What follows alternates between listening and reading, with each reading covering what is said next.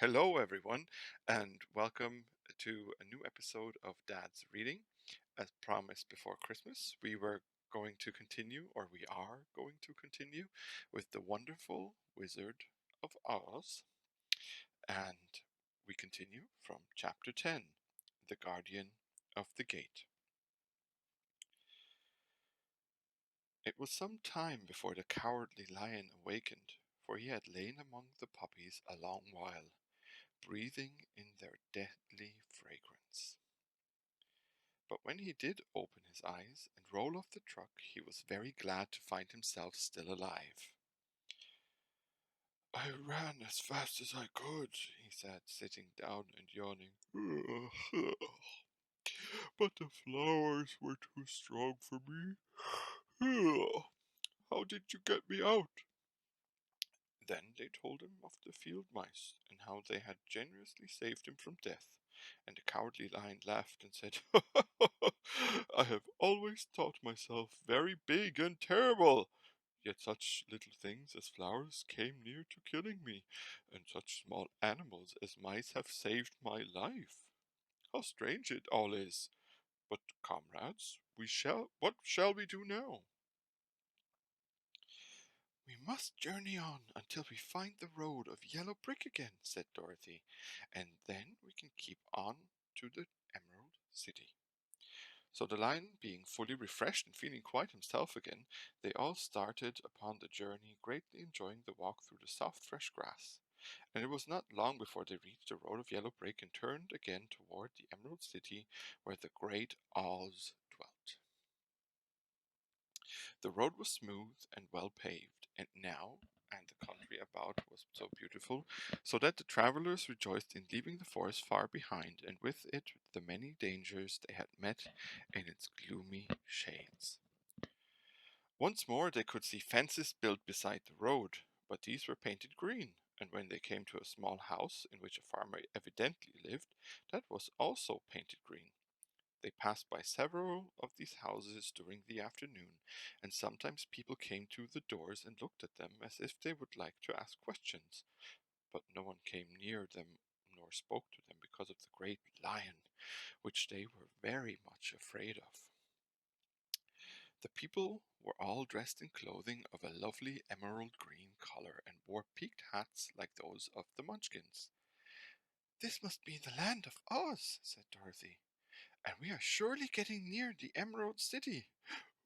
"Yes," answered the Scarecrow, "everything is green here, while in the country of the Munchkins blue was the favorite color. But the people do not seem to be as friendly as the Munchkins, and I'm afraid we shall be unable to find a place to pass the night."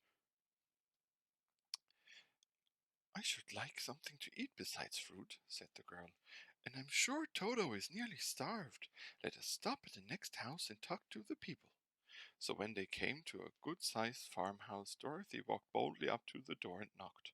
A woman opened it just far enough to look out and said, "What do you want, child? And why is that great lion with you?" "We wish to pass the night with you, if you will allow us," answered Dorothy. "And the lion is my friend and comrade, and would not hurt you for the world." "Is he tame?" asked the woman, opening the door a little wider.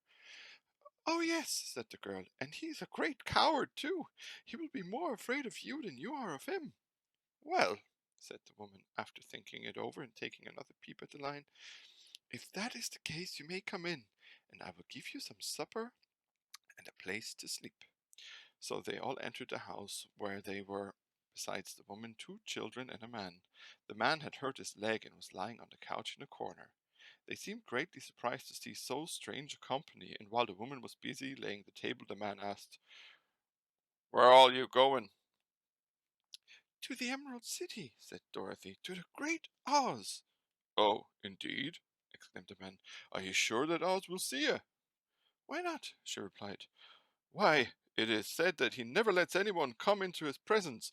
I've been to the Emerald City many times, and it is a beautiful and wonderful place, but I have never been permitted to see the great Oz, nor do I know of any living thing or person who has seen him."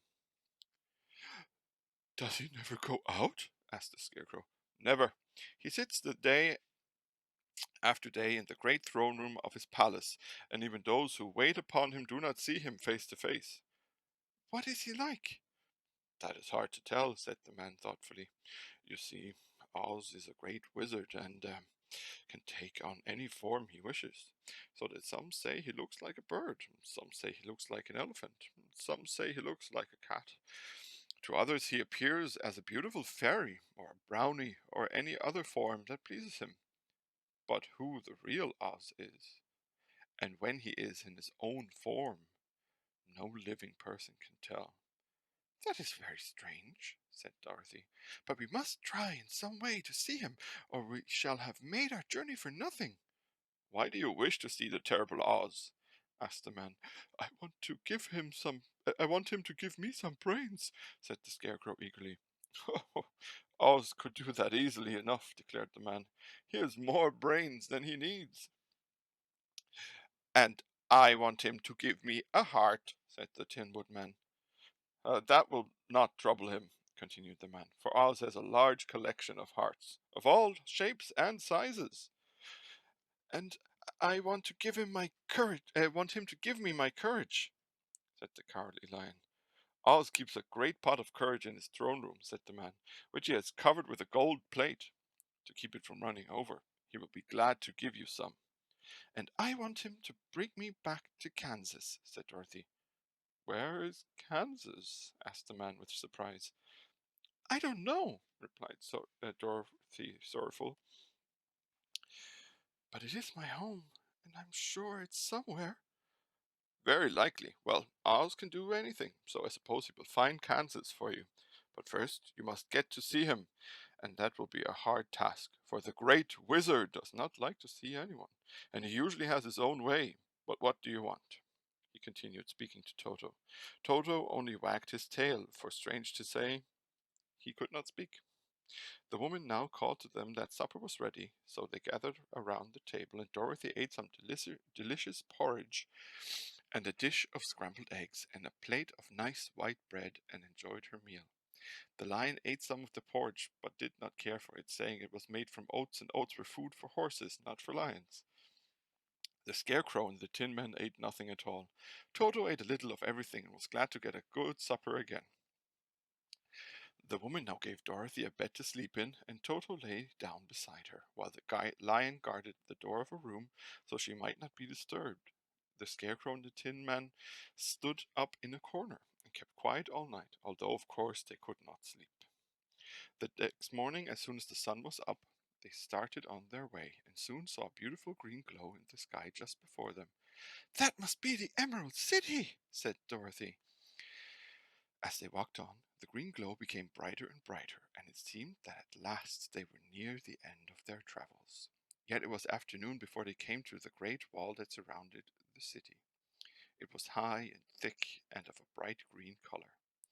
In front of them, and at the end of the road of yellow brick, was a big gate, all studded with emeralds that glittered so in the sun that even the painted eyes of the Scarecrow were dazzled by their brilliancy.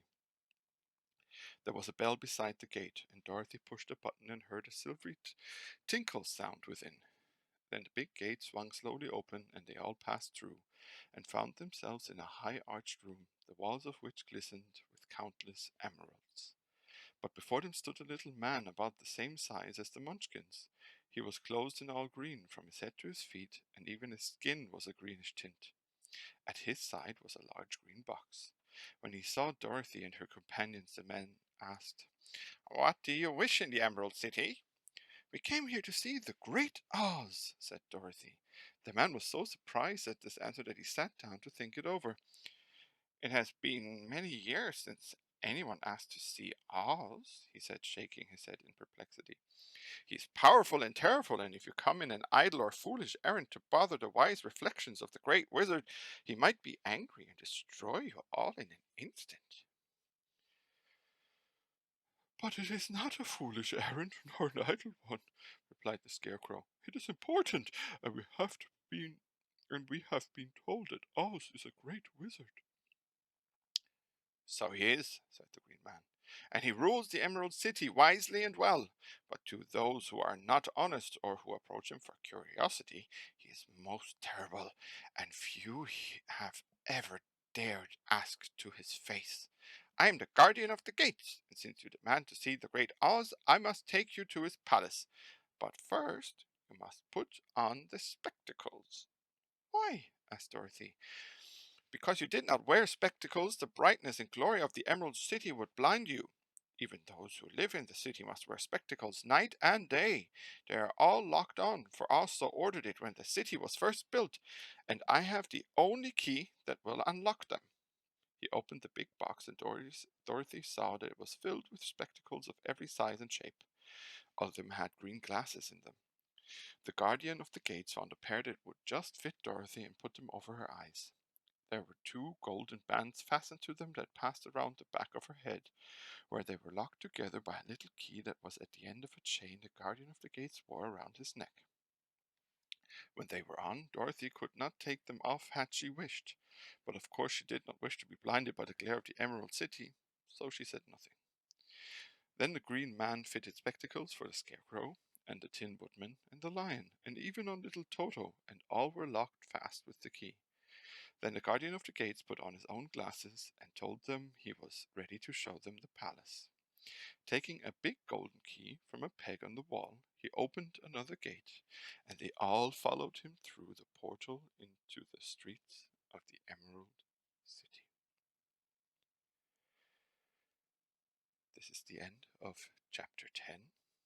It's nice that our heroes finally reached the Emerald City.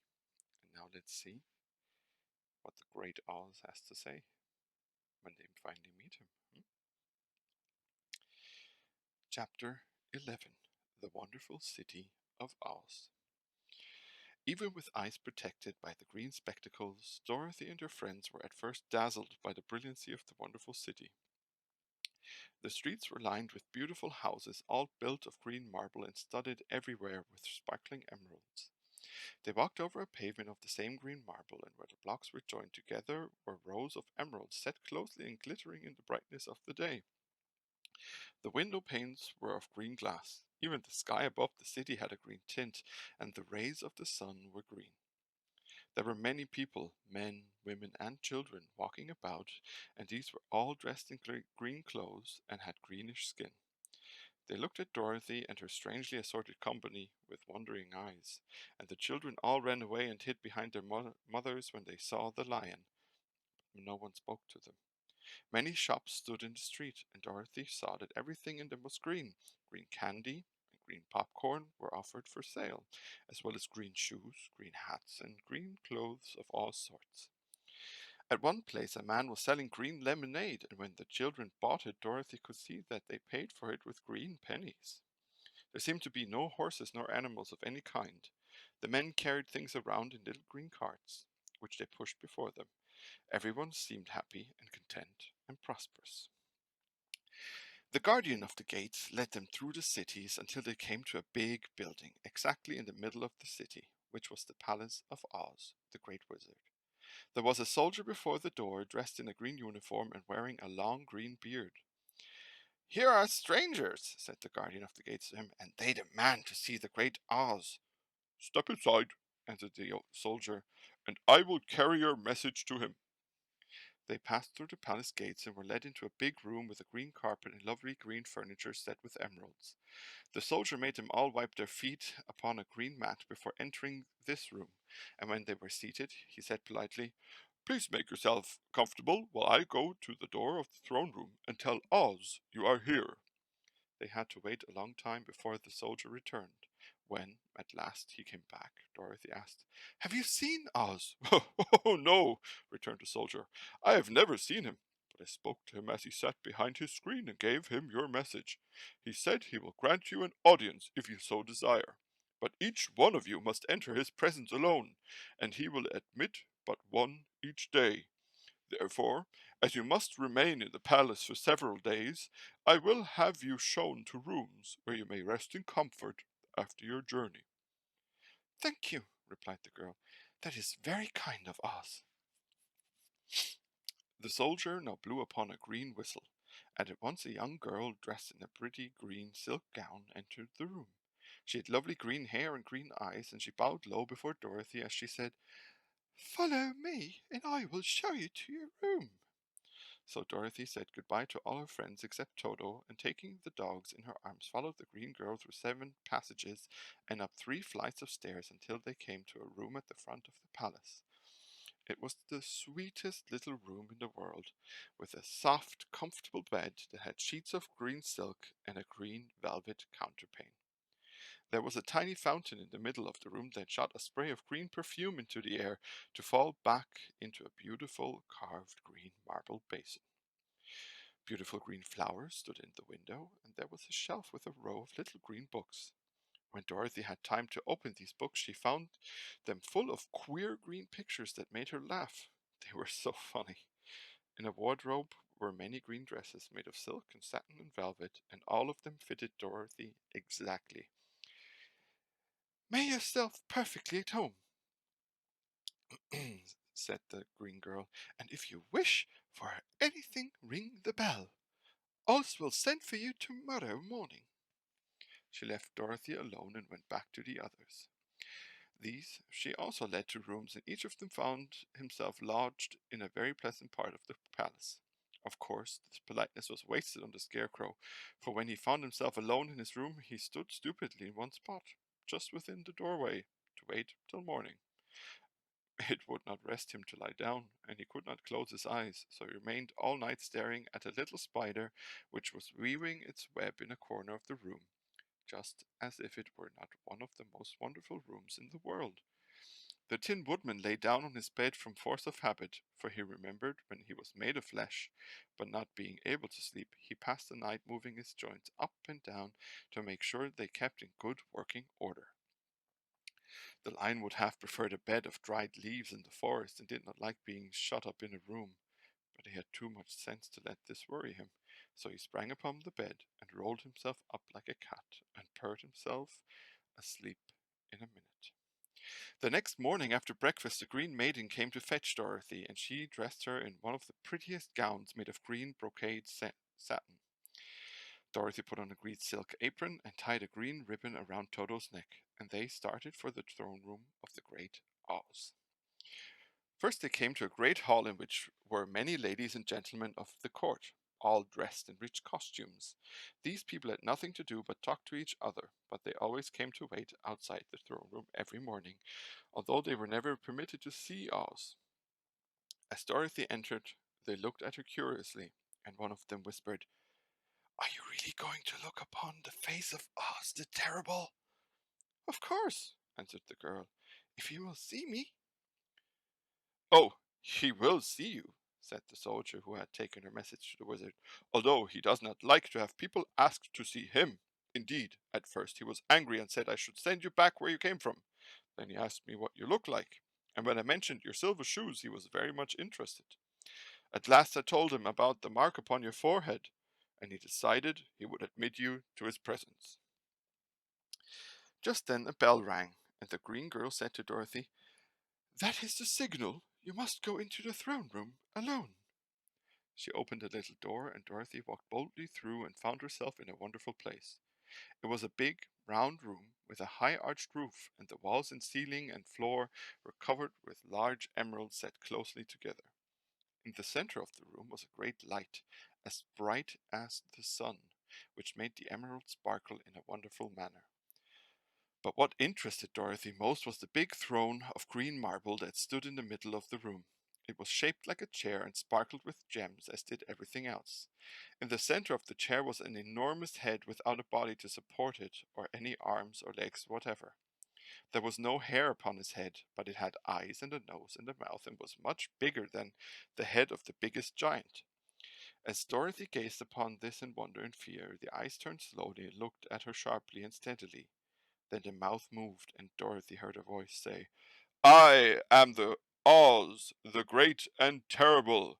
Who are you, and why do you seek me?" It was not such an awful voice as she had expected to come from the big head, so she took courage and answered, "I am Dorothy, the small and meek. I have come to you for help." The eyes looked at her thoughtfully for a moment. Then said the voice, Where did you get the silver shoes?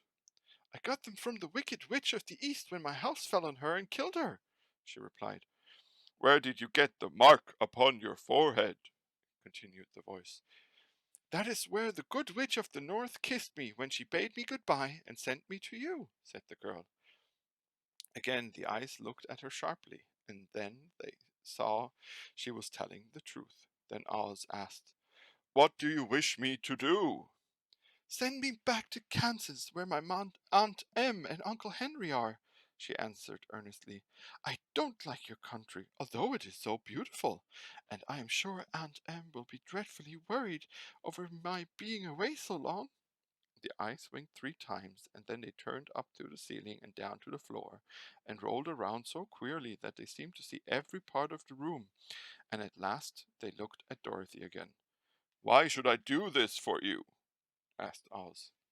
Because you are strong and I am weak, because you are a great wizard, and I am only a little girl. But you were strong enough to kill the wicked witch of the East, said Oz. That just happened, returned Dorothy simply. I could not help it. Well, said the head, I will give you my answer. You have no right to expect me to send you back to Kansas unless you do something for me in return. In this country, everyone must pay for everything he gets. If you wish me to use my magic power to send you home again, you must do something for me first. Help me, and I will help you. What must I do? Asked the girl. Kill the wicked witch of the West, answered Oz. But I cannot, exclaimed Dorothy, greatly surprised. You killed the witch of the East, and you wear the silver shoes, which bear a powerful charm. There is now but one wicked witch left in all this land, and when you can tell me she is dead, I will send you back to Kansas, but not before. The little girl began to weep. She was so much disappointed, and the eyes winked again and looked upon her anxiously, as if the great Oz felt that she could help him if she would. I never killed anything willingly, she sobbed. Even if I wanted to, how could I kill the wicked witch? If you, who are great and terrible, cannot kill her yourself, how do you expect me to do it? I do not know, said the head, but that is my answer. And until the wicked witch dies, you will not see your uncle and aunt again. Remember that the witch is wicked, tremendously wicked, and ought to be killed. Now go, and do not ask to see me again until you have done your task. Sorrowfully, Dorothy left the throne room and went back where the Lion and the Scarecrow and the Tin Woodman were waiting to hear what Oz had said to her. There's no hope for me, she said sadly, for Oz will not send me home until I have killed the wicked witch of the West, and that I can never do. Her friends were sorry, but could not do nothing to help her. So Dorothy went to her own room and lay down on the bed and cried herself to sleep. The next morning the soldier with the green whiskers came to the Scarecrow and said, Come with me, for Oz has sent for you. So the Scarecrow followed him and was admitted into the great throne room, where he saw, sitting in the emerald throne, a most lovely lady.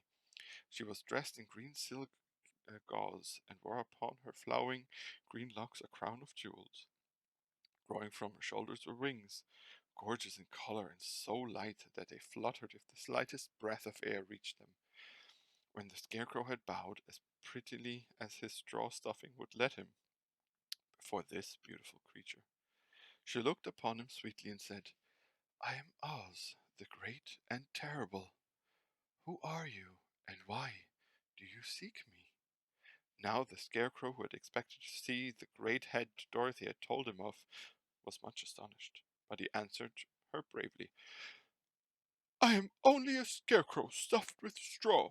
Therefore I have no brains, and I come to you praying that you will put brains in my head instead of straw, so that I may become as much a man as any other in your dominion. Why should I do this for you? Asked the lady.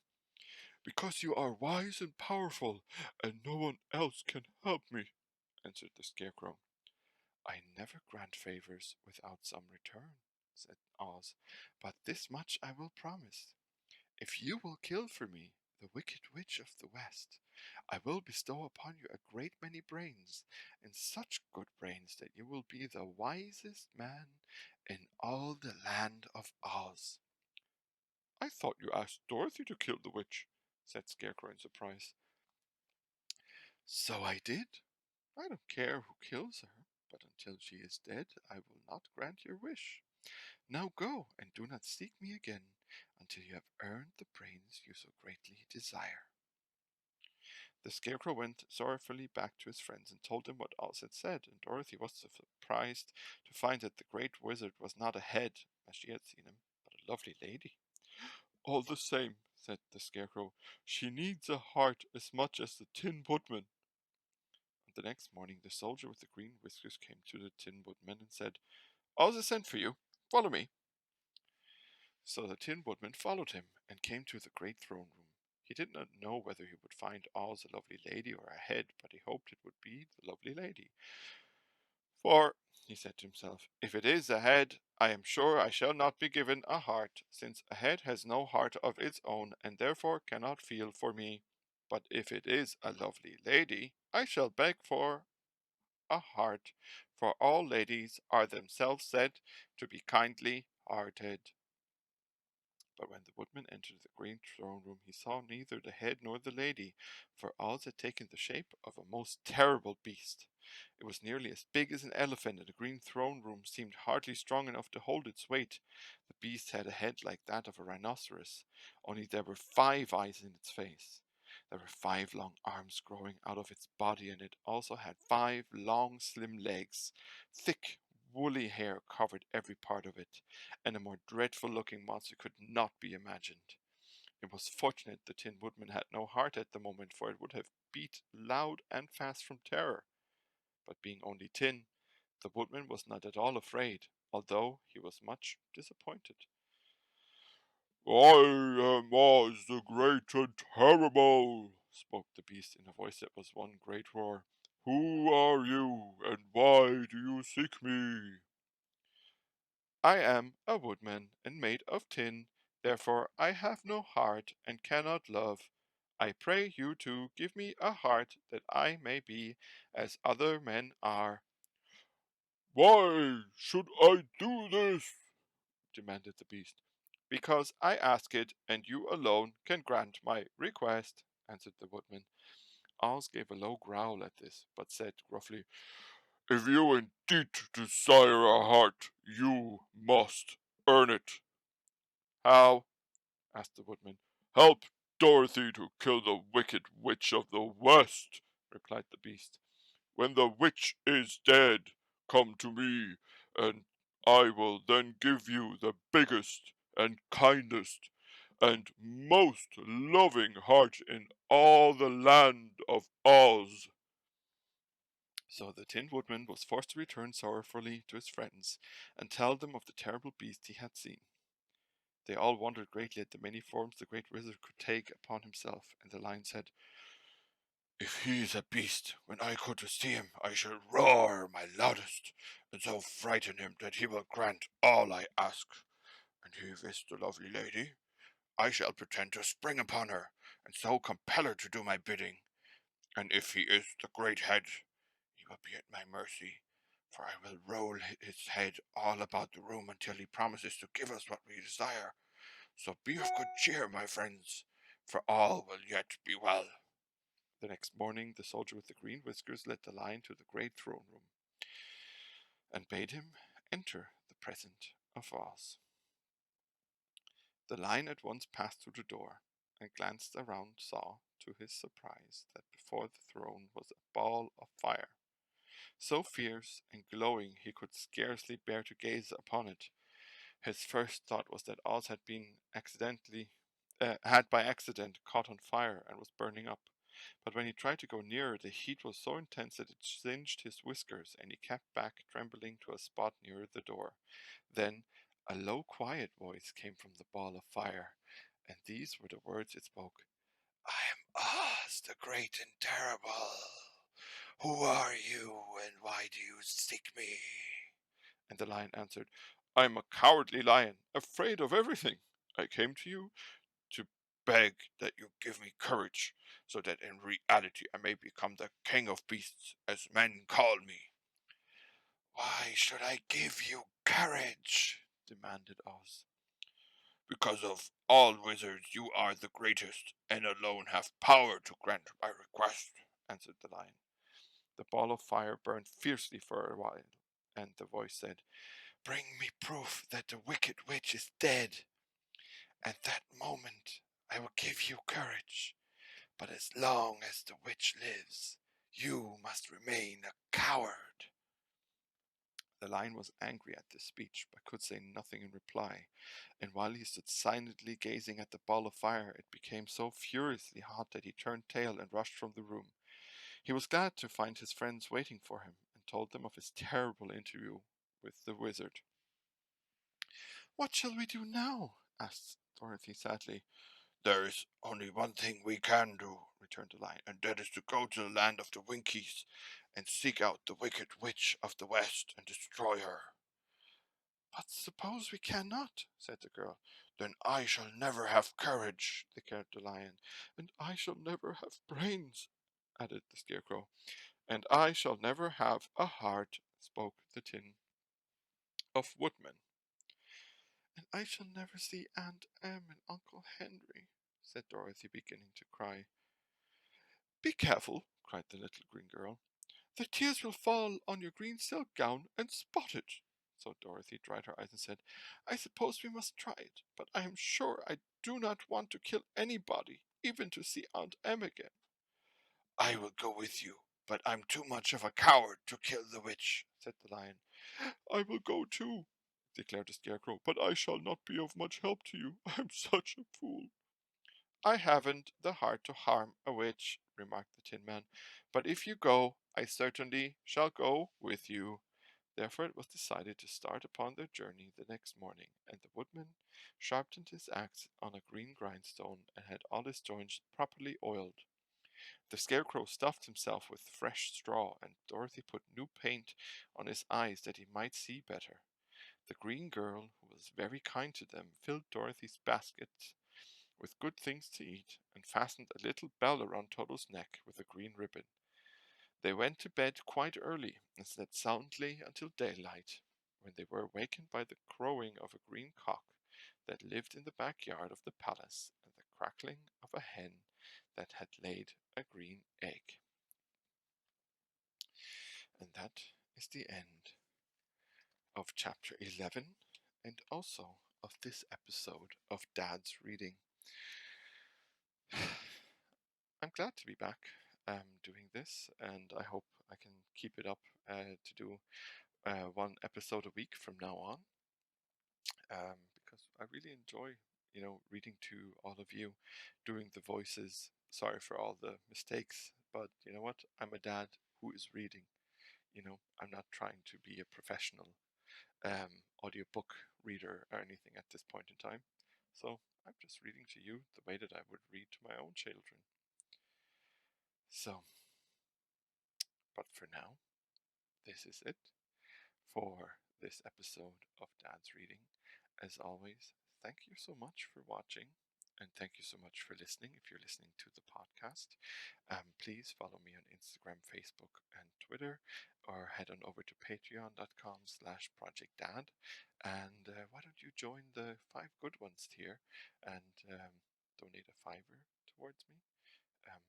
I would be greatly um, I would greatly appreciate it, more so, and or I would be grateful. And it keeps all of this going. So if you're interested in becoming a sponsor, or get a shout out, then check out the other tiers. Thank you again for listening and for watching. I am, as always, your dad, Steve, and love and respect. Peace.